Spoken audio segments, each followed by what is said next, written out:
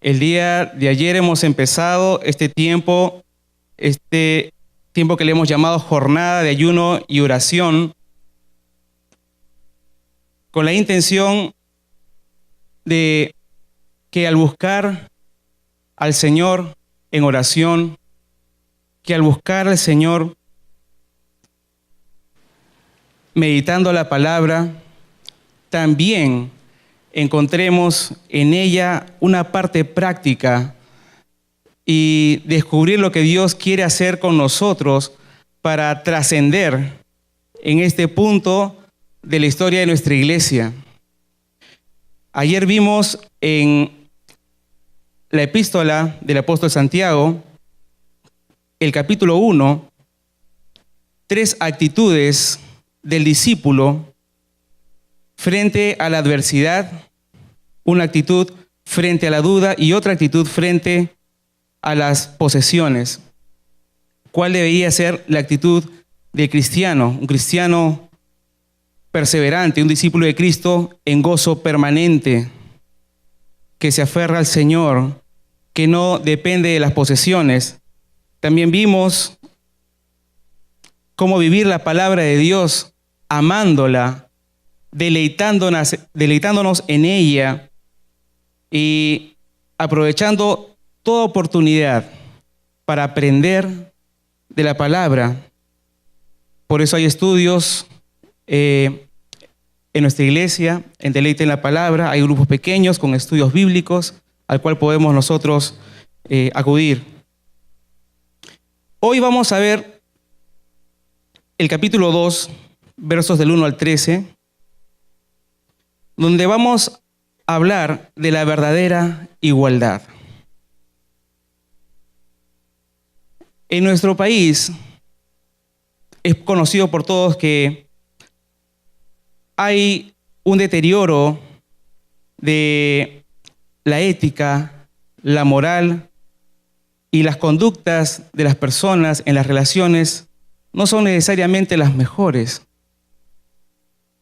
De repente para algunos puede pasar desapercibido, pero cuando hablamos, por ejemplo, de que en nuestro país hay envidia, de que entre las relaciones hay desigualdad y que esa desigualdad se expresa en actitudes, en expresiones, incluso acciones legales, obviamente injustamente fundadas y que destruyen la buena convivencia entre los miembros de una comunidad. Vamos a decir que la discriminación, por ejemplo, es un trato injusto, arbitrario, donde se separa a una persona respecto a otra, a un grupo respecto a otros. Por ejemplo, cuando hay estas normas para ciertos lugares, como que lugares reservados, zonas VIP, Platinum, los derechos de admisión a lugares exclusivos, no que no puedan haber, sino más bien la forma como se usa. La coexistencia de grupos étnicos rurales y citadinos, donde hay conflictos entre los mismos grupos, unos no quieren la presencia de otros y hay discriminación.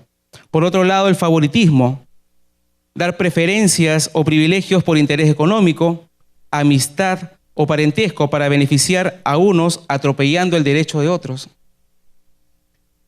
Por ejemplo, en el área laboral, ¿cómo se le llama? ¿Alguien sabe cómo se le llama el favoritismo en el área laboral? Nepotismo, por ejemplo. O en los trámites, cuando hay esto, ¿no? Todos haciendo una cola frente a una entidad pública y de repente viene alguien y tiene un conocido en el lugar, entonces esa persona pasa adelante y nadie sabe cómo, pero ya está adelante. Esto es injusto.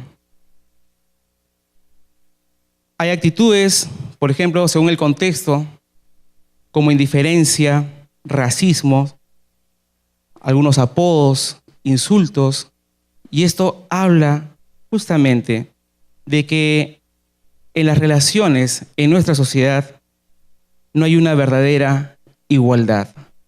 Aunque en nuestra ley se habla de derechos, aunque hay un artículo que dice donde no se debe discriminar a las personas por raza, por religión o por cualquier otro motivo, sin embargo, hay desigualdad.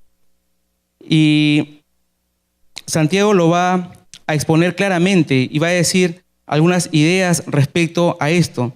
Aún en la iglesia, y vamos a ver, por ejemplo, en Hechos, el capítulo 6, se va a notar que en la iglesia también había estas diferencias.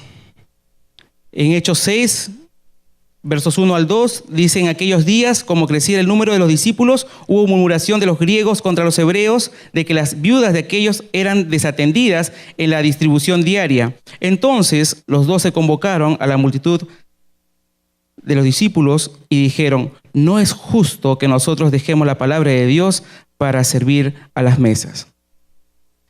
¿Cuál era la dificultad? La distribución diaria. Era una distribución injusta. Había preferencia sobre las viudas hebreas. Lo cierto es que hubo murmuración y hubo queja, una situación de injusticia. Los mismos apóstoles atendiendo las mesas, quizá aquietando a las personas, ayudándoles a comprender lo que era el compartir unos con otros. Esto era lo que sucedía ya en la iglesia primitiva. En Gálatas, el apóstol Pablo narra un evento en la historia de Pedro, de Bernabé, donde él tiene que amonestarles por las actitudes que habían tenido entre los Gálatas. ¿Por qué? Porque ellos, siendo judíos, habían estado entre los gentiles compartiendo, teniendo un buen momento con ellos, pero cuando vieron otros enviados a ese lugar, ellos cambiaron su actitud. Y entonces se mostraron más bien a favor de los judíos que estaban visitándoles en ese momento. Vamos a hablar de lo que dice Santiago en el capítulo 2, a partir del verso 1. Dice Santiago 2, verso 1. En la versión Nueva Traducción Viviente dice así: mis amados hermanos, ¿cómo pueden afirmar que tienen fe en nuestro glorioso Señor Jesucristo si favorecen más a algunas personas que a otras? ¿Cómo pueden afirmar que tienen fe en nuestro Señor Jesucristo si favorecen más a algunas personas que a otras? Primero podemos ver aquí que Santiago marca primero una distancia, siendo medio hermano del Señor Jesús, porque eran hermanos de madre. Aún así, él no se refiere a la iglesia como que es mi hermano, sino más bien es el glorioso Señor Jesucristo. Él es Señor, el Señor de la gloria. Y habiendo puesto esta pauta, luego dice que la fe se contrapone al favoritismo. La fe se contrapone al favoritismo. El que cree que en Jesucristo como Señor de gloria debe saber que su fe no se ajusta al favoritismo ni a la discriminación. La fe en Jesucristo no se ajusta al favoritismo ni a la discriminación. Como ejemplo, Santiago va a poner al descubierto algunas situaciones dentro de la iglesia. Dice el verso 2 al 4. Por ejemplo, supongamos que alguien llega a su reunión vestido con ropa elegante y joyas costosas y al mismo tiempo entra una persona pobre con ropa sucia. ¿Qué haríamos nosotros en nuestro caso? Dice Santiago: si ustedes le dan un trato preferencial a la persona rica y le dan un buen asiento, pero al pobre le dicen: tú puedes quedarte de pie allá o bien sentarte en el piso, ¿acaso esta discriminación no demuestra que sus juicios son guiados por malas intenciones? Y Santiago va a poner al descubierto un problema dentro de la iglesia. ¿Cuál es ese problema? Que en la iglesia también hay favoritismos, que en la iglesia se está dando discriminación. Y el problema de la desigualdad, como lo está mencionando Santiago, está en el corazón de cada persona. Hemos recibido el Evangelio de nuestro Señor Jesucristo. Hemos sido reconciliados con Dios. Pero hay una serie de cosas que tienen que cambiar dentro de nosotros. Y una de ellas tiene que ver con el favoritismo y la discriminación. El Señor Jesús dice en Marcos 7 que dentro del corazón de los hombres, en nosotros mismos, salen los malos pensamientos y todas estas maldades de dentro salen y contaminan al hombre. Son estas cosas por las cuales somos contaminados. Y entonces comienza a haber una fricción entre las relaciones. Algo que el Señor Jesús luchó en contra, porque Él va a enseñar muchas veces en los evangelios el amor al prójimo. Y lo dice como una nueva ley, que nos amemos unos a otros como Él nos amó a nosotros. Entonces, Santiago puede concluir que la discriminación y el favoritismo contamina al hombre, contamina las relaciones, como todas las demás cosas que contaminan al hombre, también dan oportunidad al pecado. No solamente que haya favoritismo, discriminación, sino que también haya murmuración y que también haya envidias.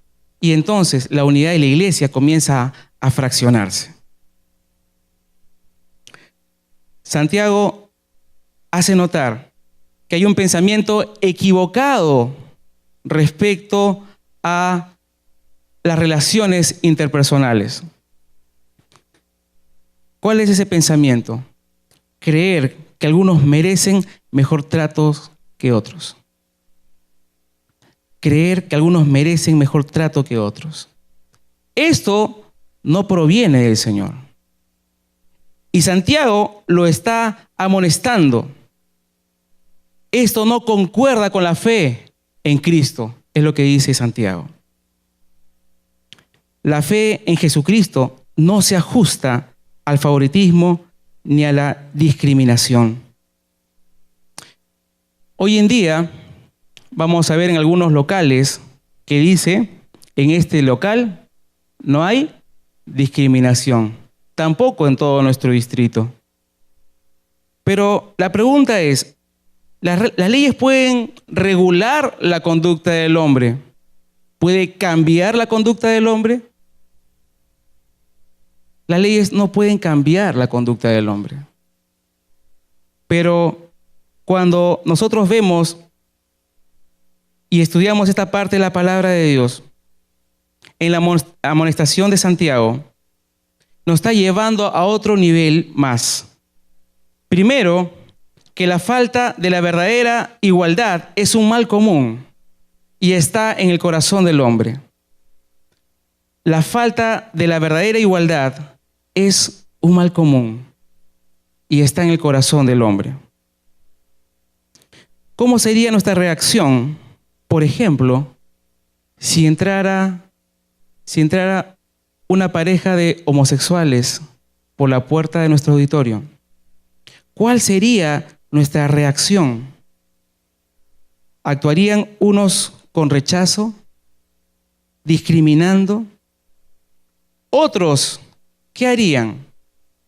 ¿Los recibirían con privilegios, con atenciones desmedidas? Creo que las dos cosas son puntos extremos. Las dos cosas son puntos extremos. Y ninguna de estas cosas es las que Santiago está diciendo que esto debe haber en la iglesia. Toda persona es amada por Dios. Y por esa misma razón es que Dios envió a Jesucristo para reconciliarnos con el Padre. y era necesario el sacrificio de Cristo y la demostración del amor de Dios por medio del sacrificio de nuestro Señor. Pero el Señor no tolera el pecado. La amonestación de Santiago es a la subestimación, al menosprecio de las personas, tanto como a la sobrevaloración de las personas. En estas dos cosas es la que Santiago entonces está dando su amonestación. La falta de la verdadera igualdad es un mal común, pero esto debe ser amonestado en la iglesia. Y Santiago lo está haciendo por medio de esta carta. Él está amonestando a la iglesia. Esto no debe ser en la iglesia, porque esto no se ajusta a la fe en Cristo. No se ajusta a la fe en Jesucristo, sino más bien que esto es pecado. Así como es un mal común, también esto es pecado. Siguiendo el ejemplo de Santiago, en los versos 5 al 7, el apóstol dice: escúchenme, amados hermanos, ¿no eligió Dios a los pobres de este mundo para que sean ricos en fe? ¿No son ellos los que heredarán el reino que Dios prometió a quienes lo aman? Pero ustedes desprecian a los pobres. ¿Acaso no son los ricos quienes los oprimen a ustedes y los arrastran a los tribunales? ¿Acaso no son ellos los que insultan a Jesucristo, cuyo noble nombre ustedes llevan? En este asunto hay un doble problema. Porque así como hay favoritismo o discriminación, no solamente el problema es despreciar, sino tolerar el desprecio. Cuando nos quedamos callados y hay preferencias dentro de la iglesia, cuando nos quedamos callados y hay discriminación dentro de la iglesia y nos quedamos callados. Esto es peor. En el ejemplo de Santiago, la desigualdad se evidencia en que los ricos muestran algunas actitudes. Obviamente, hablando de ricos maliciosos, arrogantes y quizá no necesariamente gente de la iglesia, o quizá algunos que todavía necesitan entregar algunas áreas en su vida al Señor. Muestra tres actitudes. Uno, que son explotadores, porque dice Santiago, ¿no son los ricos quienes los oprimen? Una primera actitud, el ser explotador, el pedir más por menos. Segundo, juzgan sin misericordia. Dice Santiago, los arrastran a los tribunales. Arremeten contra la moral y las creencias de los propios cristianos. Ah, tú eres cristiano. Y entonces te ven cualquier defecto, o si no, acusan por cualquier cosa. Y ellos pueden decir, son ociosos, son mentirosos, son hipócritas, son murmuradores. Es por estas cosas, como dice Santiago, ¿no son ellos los que insultan a Jesucristo, cuyo noble nombre ustedes llevan? Lamentablemente, cuando hacemos ese favoritismo a gente como ellos, entonces nosotros somos perjudicados porque ellos están hablando mal del buen nombre de Cristo nuestro Señor. Una vez expuesta la malicia de los ricos, Santiago llega a la verdad de la desigualdad en los versos 8 al 11. Dice, por supuesto, hacen bien cuando obedecen la ley suprema tal como aparece en las Escrituras. Ama a tu prójimo como a ti mismo. Pero si favorecen más a algunas personas que a otras, cometen pecado. Son culpables de violar la ley. Pues el que obedece todas las leyes de Dios menos una es tan culpable como el que las desobedece todas, porque el mismo Dios que dijo, no cometerás adulterio, también dijo, no cometas asesinato. Así que si ustedes matan a alguien pero no cometen adulterio, de todos modos han violado la ley. Y en esta comparación de la desigualdad frente al adulterio, al asesinato, para Dios es lo mismo. Para Dios es lo mismo. Toda forma de menosprecio o favoritismo está en conflicto con la ley del amor. Toda forma de menosprecio o favoritismo está en conflicto con la ley del amor. En tercer lugar, podemos llegar a otra conclusión a la que nos lleva Santiago, porque en el verso 11, cuando él dice, el mismo Dios que dijo, no cometas adulterio, también dijo, no cometas asesinato. Esa palabra dijo, en el griego se puede traducir también como mandó, ordenó. Y por lo tanto, cuando practicamos la desigualdad, el favoritismo o la discriminación en la iglesia, es estar en contra de una disposición de Dios. Es estar en contra de Dios mismo.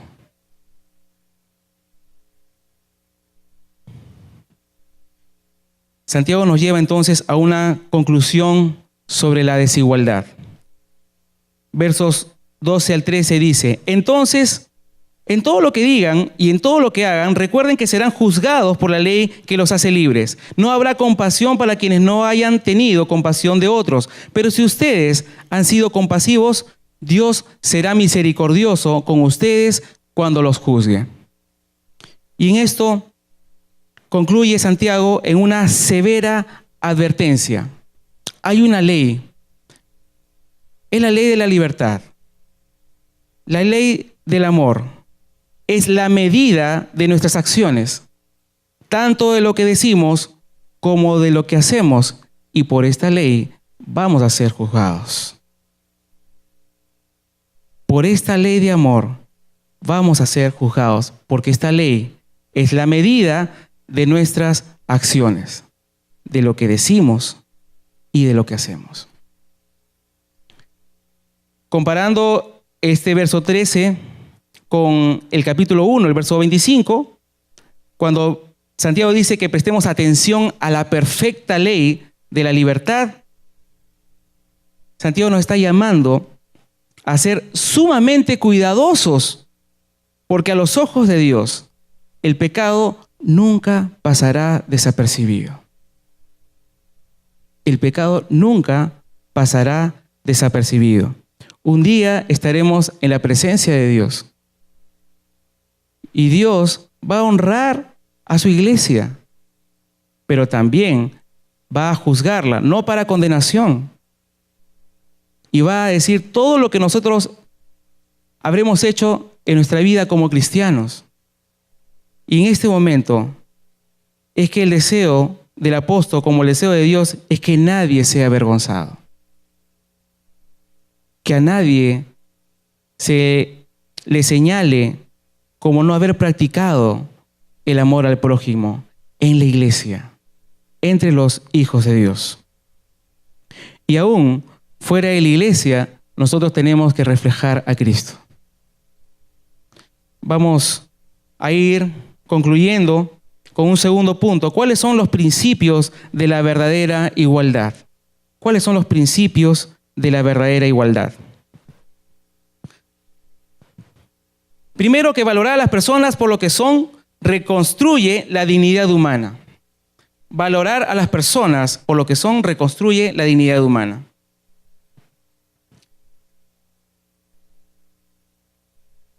En el sistema de nuestra sociedad, a las personas se les valora por lo que tienen, no necesariamente por lo que son. Pero a los ojos de Dios, todos somos iguales porque Dios no hace acepción de personas. Hay diferencias entre las personas, como de temperamento, de carácter, habilidades, capacidades, y aún en la diversidad, Dios nos permite relacionarnos unos a otros como iguales. Y esto es lo que Dios quiere cuando nos da esta ley del amor al prójimo. Sin embargo, Dios desea algo un poco más preciso de nosotros. Somos hijos redimidos. No somos simplemente criaturas. Somos hijos redimidos para una nueva forma de vivir, contraria a la que existe actualmente en la sociedad, de practicar la verdadera igualdad. Por eso, si queremos nosotros concluir en este primer principio, podemos decir en alta voz: valora a las personas por lo que son. ¿Podemos repetir todos nosotros? Valora a las personas como lo que son. Muy bien. ¿Podemos decirlo a la persona del costado? Dile tú a la persona del costado: valora a las personas por lo que son. Hay un segundo principio que el Señor quiere que recordemos de la verdadera igualdad. Practicar la igualdad es cumplir la ley del amor y por tanto honrar a Dios. Practicar la igualdad es cumplir la ley del amor y por tanto honrar a Dios, como hemos visto. El estilo de vida de nuestra sociedad no camina en la misma dirección que la palabra de Dios, sino que menosprecia la palabra de Dios, creyendo que unos merecen mejores tratos que otros. Pero esto no es y no se debe dar en la iglesia, porque sería quebrar la ley del amor al prójimo. Practicar la igualdad es cumplir la ley del amor y por tanto honrar al que dio esa ley, honrar a Dios. Dijo además el Señor Jesús: les doy un nuevo mandamiento, que os améis unos a otros como yo os he amado. ¿Cómo crees que el Señor Jesús te ha amado? ¿Con qué calidad de amor te ha amado el Señor? ¿De qué pecados hemos sido perdonados? ¿De qué manera Él extendió su gracia y su misericordia? No solamente para que seas perdonado, para que seas restablecido, sanado en tu corazón. Y además ves tú alrededor cómo el Señor va trabajando con tus relaciones familiares, cómo va cambiando tu conducta, cómo el Señor va trabajando con tus pensamientos. Y ahora puedes ser reflejo de Cristo. Y otros pueden ver en ti un modelo. Porque cuando de repente ven a una persona y constantemente la ven gruñendo, enojado, fastidiado, pero de repente un tiempo atrás acá, el hombre anda feliz, trata bien a los demás. Las personas se preguntan: ¿qué le pasó? ¿Qué pasó con esta persona? De repente este otro era indiferente, egoísta quizá. Quizá todo era él o todo era ella. Y de repente Dios comienza a trabajar en la persona. Esta persona conoce al Señor, recibe el mensaje del Evangelio. Y van cambiando actitudes. Y luego los hijos dicen: mamá, ¿cómo has cambiado? Qué diferente. Qué lindo es conversar contigo, mamá. Qué lindo es conversar contigo, papá. Y entonces, esto es lo que dice el Señor. Si así has recibido ese amor, entonces de la misma manera, ámense unos a otros. De la misma manera, ama a los demás. Podemos repetir entonces ahora: trata a los demás como quieres ser tratado. ¿Ok? Vamos a decir todos otra vez: trata a los demás como quieres ser tratado. A la persona del costado: trata a los demás como quieres ser tratado. Segundo principio. Y tercer principio: reconocer y arrepentirse de los malos tratos restituye la unidad de la iglesia. Reconocer, pero no solo reconocer, no solo hacer mea culpa, sino arrepentirse de los malos tratos restituye la unidad de la iglesia. Allá fuera de la iglesia, las personas no conocen la verdadera igualdad. Por eso no existen relaciones verdaderas. Por eso hay conveniencias en las relaciones interpersonales. Hay envidias, hay hipocresía, hay egoísmo. En la iglesia del Señor no debe ser así, dice Santiago, sino la práctica de la ley de la libertad.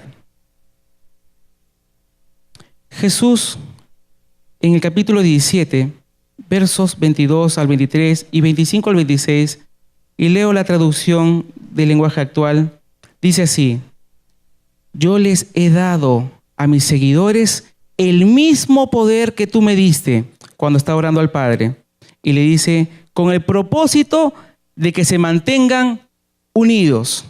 Para eso deberán permanecer unidos a mí, como yo estoy unido a ti. Así la unidad entre ellos será perfecta, y los de este mundo entenderán que tú me enviaste y que los amas tanto como me amas tú. Padre, tú eres justo, pero los de este mundo no conocen tu justicia. Yo sí te conozco, y los que me diste saben que tú me enviaste. Les he dicho quién eres y no dejaré de hacerlo, para que se mantengan unidos a mí y para que amen a los demás como tú y yo nos amamos.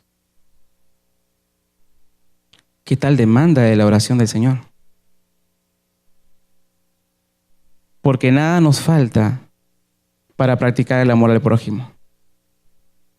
Nada nos falta para restituir relaciones. ¿Qué es lo que necesitamos hacer? Confiesa los malos tratos y perdona a los que te han ofendido. Confiesa los malos tratos. Será momento entonces de meditar en este momento y ponernos a pensar, quizá en esta conversación que tuve hace unos días con mi esposa, o con amigos en la iglesia, o fuera de la iglesia, no he tenido un trato adecuado. Hay hijos que tratan duramente a sus padres y los padres lo consienten. Hay padres que no importa la presencia de los hijos pequeños y aún así no se tratan bien entre ellos, esposo y esposa. Y esto no es practicar el amor al prójimo. Entonces tenemos que decirle al Señor, Señor, yo te confieso este pecado. Pero también toma una acción. Ve y pide perdón. Y el desafío en este momento es que tú pienses en aquella persona a la que tú sabes que has ofendido y que vayas y le pidas perdón. Porque el perdón restituye la unidad de la iglesia.